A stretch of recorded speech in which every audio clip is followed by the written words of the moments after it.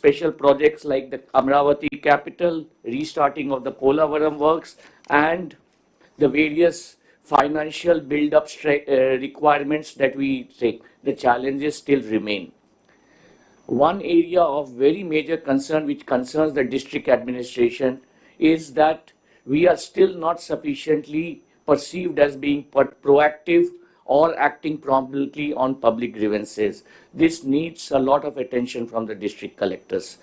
Lot of steps needs to be taken by the district collectors in ensuring that service deliveries, especially in revenue, police, municipal and panchayat departments improve and show discernible impact in the local district administration, which the department mentioned are the ones in which we have the largest number of grievances received and pending.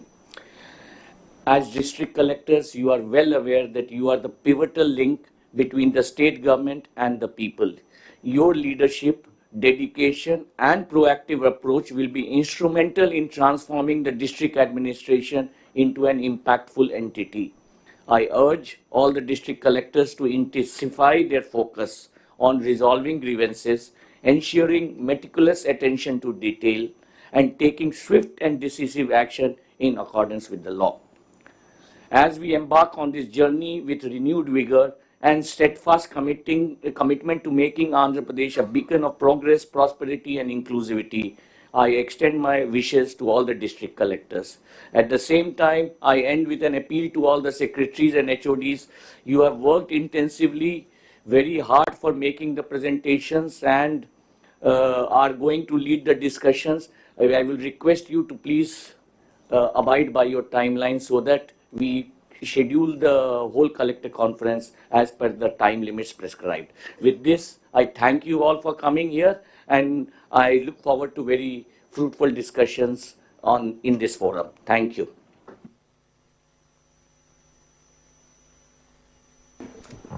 Thank you, sir.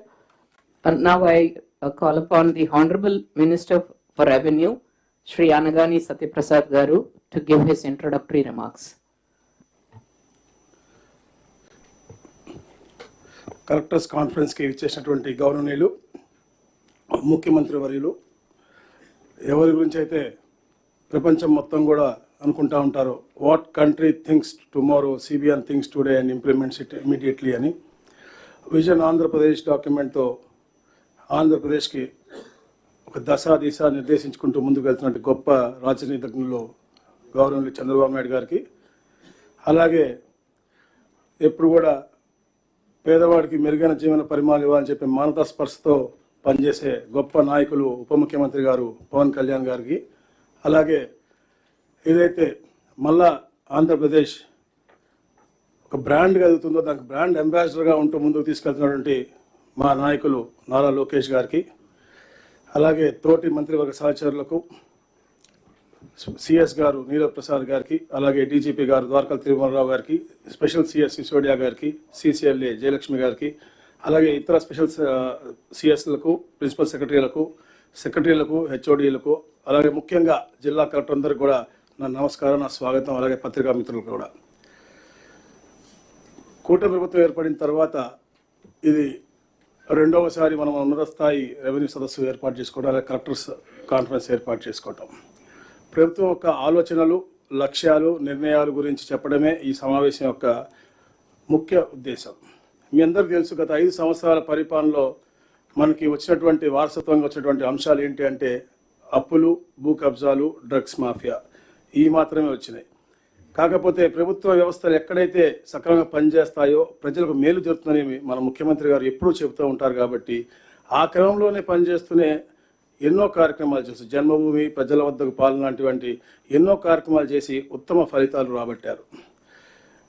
మిత్రులారా, భూమి అంటే తల్లికి బిడ్డకి ఉన్నటువంటి ఒక మంచి సంబంధం ఉన్నటువంటి విషయం. ఆ అనుబంధాన్ని జాగ్రత్త కాపాడాల్సిన బాధ్యత అందరికి కూడా ఉంది.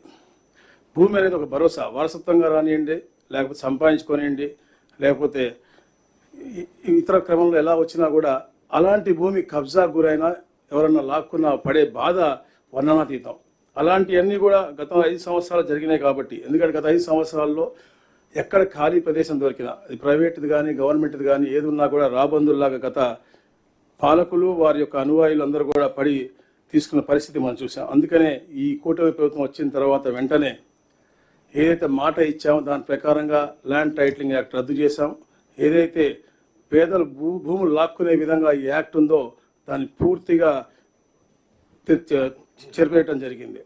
అలాగే మిత్రులారా, ఇలాంటి కబ్జాదారులందరికీ కూడా వెన్నులో భయం పుట్టేలాగా ల్యాండ్ గ్రాబింగ్ యాక్ట్ ఏదైతే గతంలో 1982 ఉందో దాన్ని రద్దు చేసి గుజరాత్ మాదిరి దానికంటే ఇంకా స్ట్రింజెంట్ రూల్స్తో పాటు ఒక కొత్త ల్యాండ్ గ్రాబింగ్ యాక్ట్ తీసుకురావటం బిల్లు కూడా అసెంబ్లీలో పెట్టడం జరిగింది. యాక్ట్ అయ్యి కూడా రాబోవటం జరుగుతూ ఉంది.